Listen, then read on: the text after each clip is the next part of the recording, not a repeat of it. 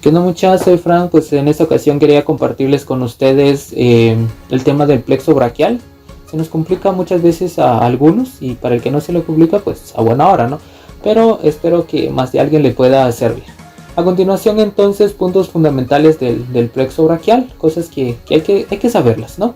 Entonces el plexo braquial es muy importante estudiarla, ya que de él van a estar partiendo nervios o ramos que luego se dirigen al compartimiento anterior y posterior del miembro superior para inervarla. Entonces, el plexo braquial de entrada y en resumen, vamos a decir que va a tener raíces, va a tener troncos y va a tener fascículos, en ese orden, ¿verdad? En ese orden. Entonces, las raíces lo va a estar dando ramos anteriores de los 4 últimos nervios cervicales y el primer torácico. ¿Qué quiere decir eso? Que de C1 a C4 no nos importa. Lo que nos va a importar es de C5 a C8 y el primer torácico, ¿verdad? Porque recordate que nervios cervicales son 8, pero vértebras solo son 7. Entonces, para esto necesitamos un segmento de la médula espinal, ¿verdad? Donde C1 a C4 no nos interesa, pero sí nos interesa C5, C6, C7, C8 y T1. Entonces, recordémonos entonces que la médula espinal va a estar dentro del conducto vertebral. Y dentro del conducto vertebral, cada nervio espinal va a tener una raíz anterior y una raíz posterior. Una raíz anterior y una raíz posterior. Cuando va a estar inmediatamente emergiendo del foramen intervertebral, el nervio espinal pues va a tener un ramo posterior y un ramo anterior, ¿verdad? En esta ocasión el ramo posterior no nos interesa. Lo que nos va a interesar en esta ocasión solo van a ser los ramos anteriores. ¿Por qué? Porque precisamente estos ramos anteriores son los que van a dar la raíz del plexo braquial, tal y como nos dice nuestro texto. Bueno, entonces, luego de las raíces vamos a tener nosotros troncos, que de hecho son 3 troncos. Y los troncos no es más que la unión de raíces, mucha. Por ejemplo, el tronco superior es no más que la unión de la raíz C5 y C6, ¿verdad? Entonces te preguntan, ¿quién forma el tronco superior? Entonces dentro de las opciones tienes que buscar C5 y C6. Algo importante a destacar acá es que el tronco medio, ¿verdad? El tronco medio es nada más que la continuación de la raíz de C7, ¿verdad? La raíz de C7. Y el tronco inferior, ¿verdad? El tronco inferior no es más que la unión de la raíz C8 y T1. Entonces eso es importante a saber, ¿verdad? En cuanto a los troncos, tienes que saber quién, la unión de quién forma cierto tronco, ¿verdad? Luego de los troncos vamos a tener nosotros los fascículos, pero antes de que se formen los fascículos, cabe destacar y mencionar que cada tronco va a originar una división anterior y una posterior. Luego de esa división se vuelve a unir para luego formar fascículos, ¿verdad? Entonces, para que nosotros podamos entender esta división, vamos a dibujar acá un objeto X, un lápiz, un bajalenguas o lo que quieran. Esto simplemente solo para hacer la división anterior y posterior, ¿verdad? Entonces, vean, nos dice que cada tronco, ¿verdad? Nos dice que cada tronco, es decir, el superior, medio, inferior, tiene que originar una división anterior y una división posterior. Miren, el tronco superior está pasando antes de ese objeto X, entonces ya está dando una división anterior. El tronco medio está originando una división anterior, está pasando antes de ese objeto X. Y ese tronco inferior está pasando antes de ese objeto X, y para que cumpla lo que nuestro texto diga, ¿verdad? Que cada tronco tiene que dar una división anterior. Y nos dice también que cada tronco debe de dar una división posterior, ¿verdad? Es decir, lo que se está mostrando a continuación, dibujando a continuación, está pasando posterior al objeto X, ¿no? Para que al final podamos decir que cada tronco dio una división anterior y una división posterior. Lo dibujado en rojo pues está representando la división anterior, que en resumen vamos a decir que su función más importante es inervar el compartimiento anterior del miembro superior, es decir, el grupo de los flexores. Y lo que está representado o dibujado en azul representa la división posterior y que se dirige a inervar el compartimiento posterior, es decir, el grupo de los extensores. Bueno, entonces dijimos que esta división luego se juntan, ¿no? Se juntan para formar los fascículos. Miren, esta división, este fascículo lateral no es más que la unión de la división anterior que viene de este el tronco superior y el tronco medio. Y este fascículo medial, ¿verdad?, es la continuación de la división anterior, que viene directamente del tronco inferior, ¿verdad? Entonces ya sé que tal vez cuesta un poquito analizar esto, pero deténgase a ver con más detalle y le van a entender. Entonces el fascículo posterior pues es el encuentro de la división posterior, ¿verdad? Entonces esas raíces, ¿verdad? Recordémonos que el plexo braquial tiene raíces, recordémonos que el plexo braquial tiene troncos y tiene fascículos. Entonces ya cumplimos con esos tres. Entonces pasamos a continuación con los ramos más importantes del plexo braquial, ¿no? Entonces, de los ramos más importantes del plexo braquial, algunos que se van a originar desde la raíz, es decir, ojo, no vayas a confundir la raíz del plexo braquial con la raíz netamente del nervio espinal, ¿verdad? Entonces, los ramos que se originan en la raíz, vamos a tener el nervio dorsal de la escápula, ¿verdad?, que se origina netamente de C5, del ramo anterior de C5, ¿verdad? Y tenemos también el nervio torácico largo, ¿verdad? Entonces esta tiene, por decir así, su origen desde C5 a C7. ¿Qué quiere decir esto? Bueno, ubicamos nosotros nuestro plexo braquial, ¿no?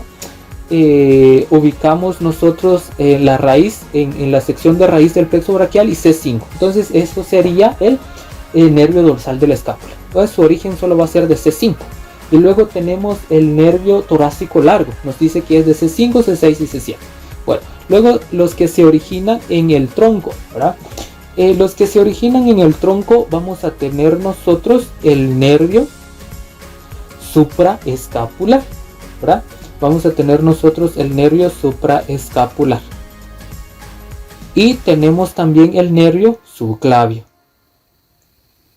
Recordate que tenemos tres troncos. Y de esos tres troncos, solo del tronco superior va a estar surgiendo estos nervios. Es decir, el nervio supraescapular y subclavio viene del tronco superior. Entonces recordate que son tres troncos, ¿verdad? Entonces, ojo con eso, para que no te vayas a hacer bolas.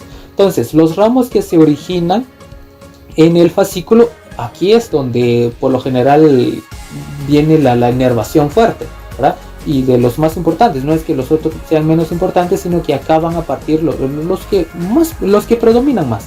Entonces, recordate que fascículo también son tres, ¿verdad?